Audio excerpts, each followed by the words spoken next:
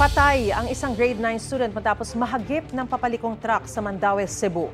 Sa Cotabato City naman, 2 estudyante ang sugatan matapos masalpok ng police patrol car ang isang tricycle. Narito po ang unang balita.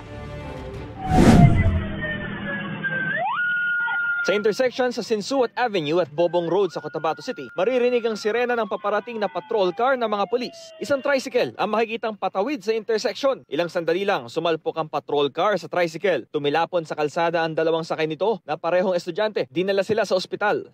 Ayon sa mga pulis, may nirespondehan ng nasabing patrol car kaya nagmamadali ito. Inako naman ng pulisya ang gastos sa pagpapagamot sa mga biktima na nasa maayos ng kalagayan ngayon. Sinusubukan pang makuha ang pahayag ng mga biktima. Kuha sa dashcam video ang binatilyong yan na naglalakad sa gilid ng kalsada sa Mandaue, Cebu.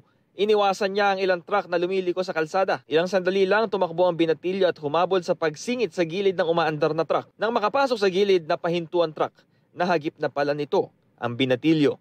Patay ang binatilyo na ayon sa barangay, isang grade 9 student.